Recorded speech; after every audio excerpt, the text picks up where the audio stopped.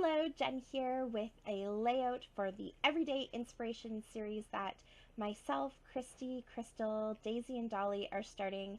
Every month we're going to take a photo of something that inspires us in our everyday lives and use it to create a layout.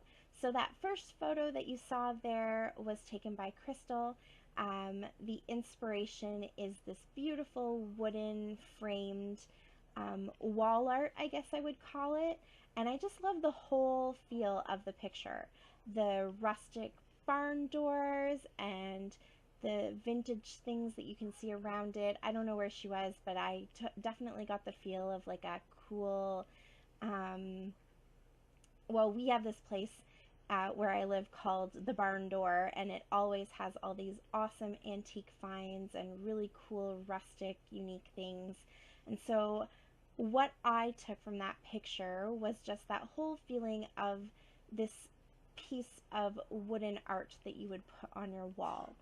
So I'm going to start with this paper from My Mind's Eye. It's a really old collection, and I think that the wood grains and the whitewashing and the really sort of almost toll painted or stenciled flowers that you see in those two corners, it really lends itself to that same feeling of something you might buy if you were at the place where that photo was taken.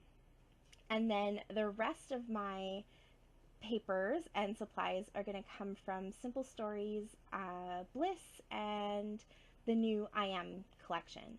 So both of those are pieces that I got in a giveaway that I won a few months ago, and I haven't really cracked into them yet. And they just have that perfect feel of again, vintage and rustic and sort of barn. And so I think that they were the perfect match for this photo. So I've cut out the center of that paper, and I'm using the outside of it to create the frame around my photo. And I want to pop that up because I really want to have lots of shadows and make sure that it really comes across to you that this is a frame. So I'm going to use this same cheap old foam that I've been using up that just came from the Dollar Tree, and I end up doubling it because I didn't think that one layer was thick enough. And so now I'm just going to pop it down. Whenever I do something like this, I always make sure to put one side down first, and then I can glue all the other sides when I know that it's all lined up. And there you go, you can see the nice wooden frame. And so I'm going to go back into my papers. I've mixed both of these collections because I think for the most part they go well together. And I was looking for something that could be my title and sort of give that same feeling as the word blessed that you see in the photo. And I really like these butterflies. I think I have butterfly envy right now. Everyone is doing these gorgeous butterfly layouts, and it's not really something that I use that often. So as soon as I saw them, I thought, you know what, I'm just going to go ahead and use them. And I wanted to give my background that same feel of those different colored wood panels.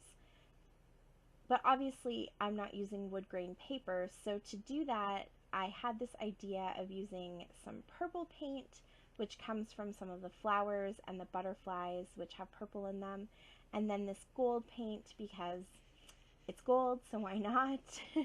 And I'm just using a spatula to sort of scrape it across the paper. I don't have anything on the paper, gesso or anything like that, because my plan is to use a little bit of gesso over top of the paint and give it a whitewash effect.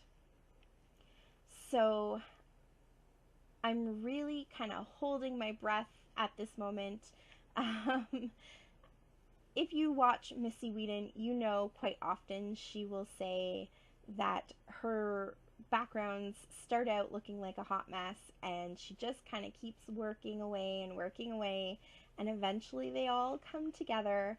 And I am just hoping at this point, it's really, really late at night, it's dark, and I'm just worried that my background has been ruined by this paint.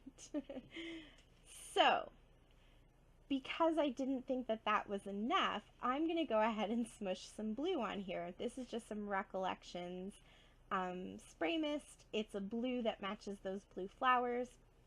Those blue flowers were sort of the only touch of blue on the layout other than in the picture. So I wanted to make sure that you could at least have that in one other place in the layout. So yeah, I smushed that on there. I did not like that any better, so I pulled out this glassine bag. I didn't want to completely cover up the background, but now I'm trying to think of ways that I can sort of mute it, because the gesso really didn't do what I thought it would do, and I didn't want to add any more onto it tonight because it was already pretty wet. It needed time to dry, and I really needed to just have a little bit of patience to see how it would look in the morning.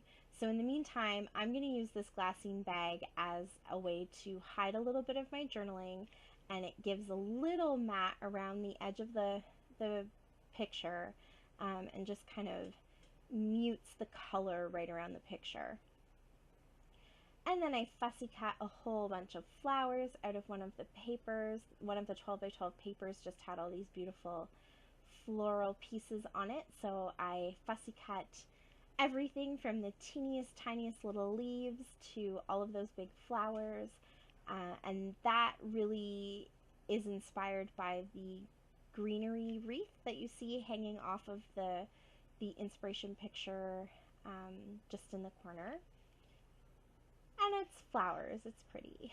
So I'm going to pop my photo up too. Again, it just adds a little bit of that dimension. It creates these really nice shadows. And now I will cut out my butterflies. For a second I thought maybe I would fussy cut them out just as butterflies, but I really like the watercolor look, and I wanted something that was a little bit heavier to sort of give that feel of a title, because I'm not putting a big word like blessed or anything like that, so I needed something that sort of carried the same weight. So I'll cut the 3 of them out,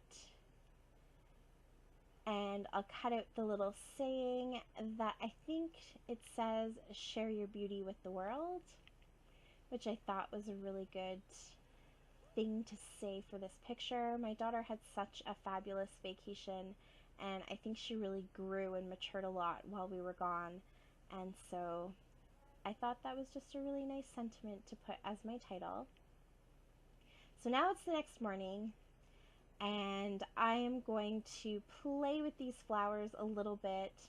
You can see the background has changed a little bit. The colors have muted a little bit, but I'm still not super happy with it. I just felt like that picture was getting lost. There was so much going on, and it couldn't compete. So I'm still gonna kind of go with it for now, but you'll see very soon I changed the entire thing. Like literally the entire thing. But I'm stubborn, so before I do all that, I am putting all of these flowers down. I'm filling in all those little gaps, and I think if it had a different background, I do really like this. I like the way that those flowers came together, especially on the right-hand side. Now, even though all of this is going to change in just a second, I wanted to leave it in so that you guys could see that I really did follow through with pretty much completing my layout before deciding to change my mind. I really wanted to give it a chance to work. But in the end, you can see here, I have changed a bunch of stuff, and I ended up liking this much, much better. So let me tell you the things that I changed and why. The first thing that I changed was the background. I didn't replace the background. I could have, but I chose not to. Instead, I took some white acrylic paint, which is thicker than the gesso, and I whitewashed right over top of the whole paper. I completely covered everything. And even though my camera here is catching the white a little bit, it reflects off of the white, so it makes it look much thicker and darker than it actually is. in person, it's just this really nice subtle whitewash. And so you can still see that beautiful coral color. You can still see the purple and the gold and the blue, but it's really pushed it into the background. The second thing that I did is I put a dark brown mat around my photo. And this was really the key to bringing the focus back into my picture and not letting it get lost in the background. So that dark brown is sort of the same shade of brown as the grooves in the wood grain, and I think that it really helps to enhance all of the colors. It's that dark neutral that this needed to sort of make those colors pop and bring your focus back to the photo. And then the third thing that I did is I switched the orientation of the layout. So I originally thought I needed to have that large flower cluster that's on the frame in that bottom left-hand corner, because there's a couple of flowers that sort of go in that general direction. But I decided I don't care. I switched it. And now the flowers look like they're kind of falling a little bit, but that's okay. They're not the important part of this layout. And really, I needed my photo to be on the right-hand side. I don't normally worry too much about the direction that my people are looking in my photos, but in this case, because she was on the right-hand side and she was sort of facing into the photo, she needed to be on that right-hand side, and I find that this is a much better balanced layout, and I'm much happier with it. And so to finish it off, I redid the flower clusters. I added that sentence that says share your beauty with the world. I added a few little word stickers from Tim Holtz and from the Bliss sticker pack, and some big chunky sequins and some butterfly stickers, and I'm much happier with it. I think it turned out really nice. So the final thing that I had to do was just work on my little journaling card. I cut one of the cards from the cut apart sheet from the Bliss collection again. It just had a really nice little journaling spot there, and now I'm using some stickers to kind of peek out of the envelope and just remind me that my journaling is in there and I need to pull it out. So I've just layered those stickers, and now I'm using the branding strip on the back of them just so that they have something to stick to. And now both sides of the card will be equally as pretty, even though I only plan to write on one side.